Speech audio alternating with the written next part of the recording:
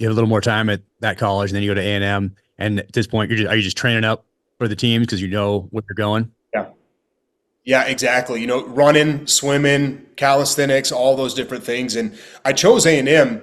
There's a group of guys in the Corps of Cadets. I was not in the Corps of Cadets, but there's a small outfit in the Corps that is basically tries to be a pipeline for guys that want to go into the SEAL teams to get a spot to go to buds to selection. So you're around a group of other guys.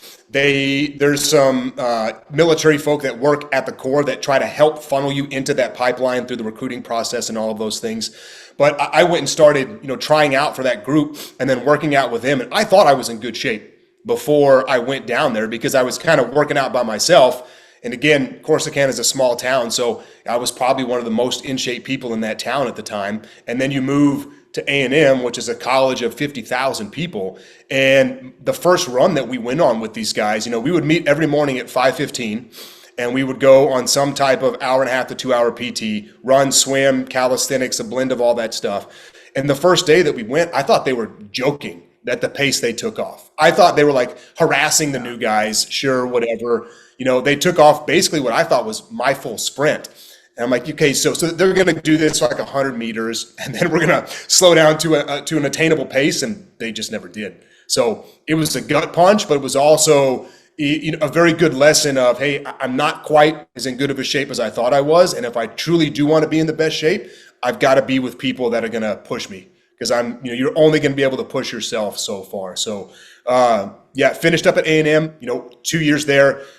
With those guys the entire time. I mean, I was in phenomenal shape when I graduated and was expecting to go right from A&M to the Navy because I got selected my senior year. Talk about that a little bit right there, because you're coming through at a very competitive time. And it's probably still competitive today, but I think it started to get really competitive about 2000, 2001, like that time frame where people are really competing for these slots, and there's not that many for officers. And you didn't do the Corps of Cadets. So what was it like to get selected? Like, was that odd to get selected from? I don't know if they have like a certain number. I don't know how they do it, but it's so many from the Service Academy, so many from regular OCS, so many from the Corps of Cadets or whatever. I'm not sure how that works, and obviously it shifts, depends on how many people get out one year and all of that. I'm sure they have a very very thoughtful algorithm that tells them exactly. No, they probably don't. But you're going through at a very competitive time. So why did you think you got selected over the people that were in the Corps of Cadets that were military from all the way through? How did that work out? Yeah, so you kind of hit the nail on the head there. So the Naval Academy has so many spots, and they'll say we're going to dedicate, and they always get the most. By far they get the most, and it'll say we're going to say 40 people from the Naval Academy will get selected to go to BUDS. And then the OCS programs, they dedicate a certain number to them, and they're the second highest because there's lots of OCS programs throughout the country. And they'll say, Naval Academy is probably actually closer to 60 or 80. The OCS, or sorry, the ROTC programs are probably around like 40. And then the Officer Candidate School, which is people outside of both of those systems, so just normal people that graduated to college and wanted to do it, that's the boat I was in. They get the smallest number of spots. So you're competing against everybody, but you're competing against everybody specifically for me that wants to go to Officer Candidate School. So there was no interview. I didn't sit down with any SEALs. I didn't sit down with any people from the military.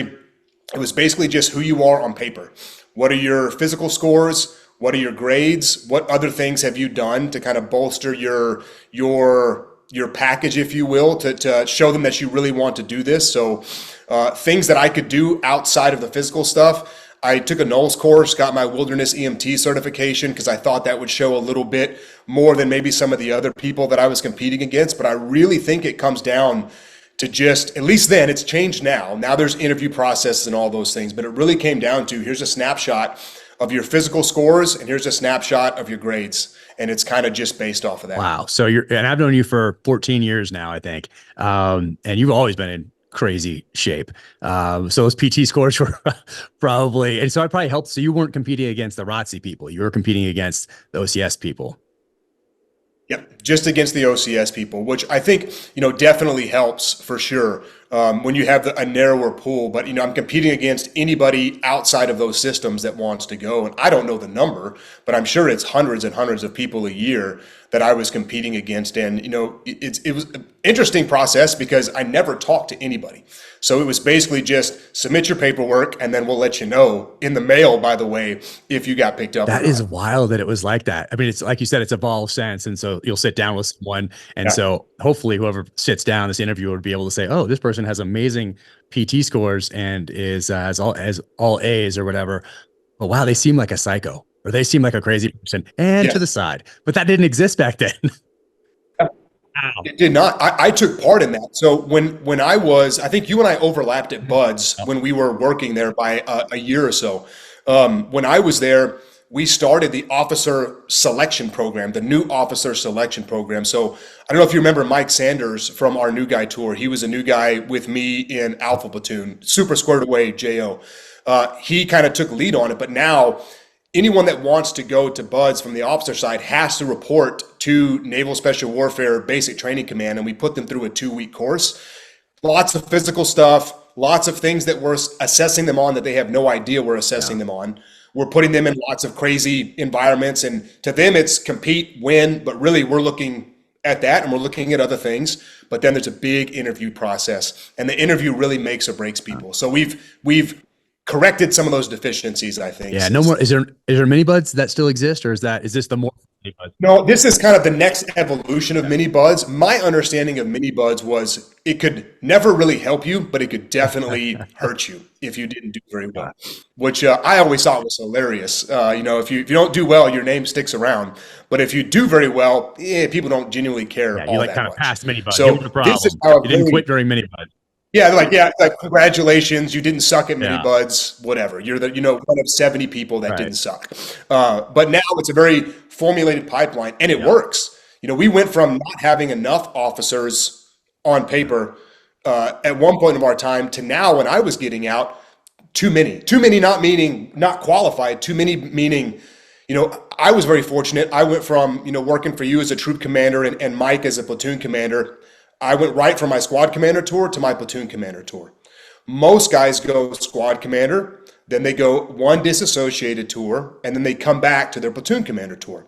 Well, this new selection process works so well.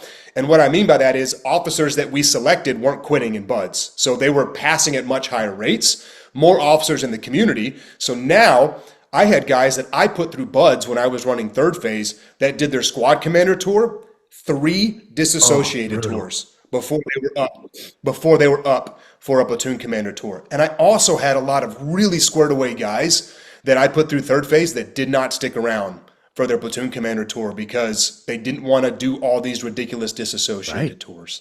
So we fixed it, but classic military, we made a new problem when we fixed the old problem. Oh, typical. Yeah. For people listening, a disassociated tour, like you could go to a staff job somewhere and essentially sit behind a desk when you're expecting to lead guys into Iraq and Afghanistan as a young officer, junior officer, which is not a great place to be if you're a hard charging junior officer watching everybody else go off to Iraq and Afghanistan. That's just brutal. So you probably lose probably lost a lot of good guys right there. They're just like, okay. Yeah.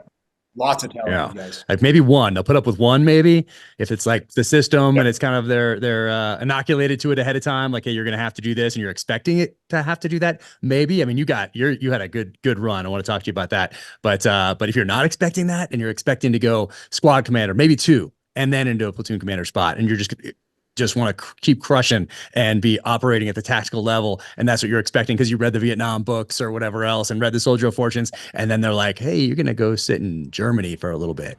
And you're kind of like, wait, Germany? Is it 1944? Like, is this the time to be in Germany? Oh, it's not. It's 2008, 9, 10, 11, 12. What are you doing there? Yeah. So, yeah. Oh, that's just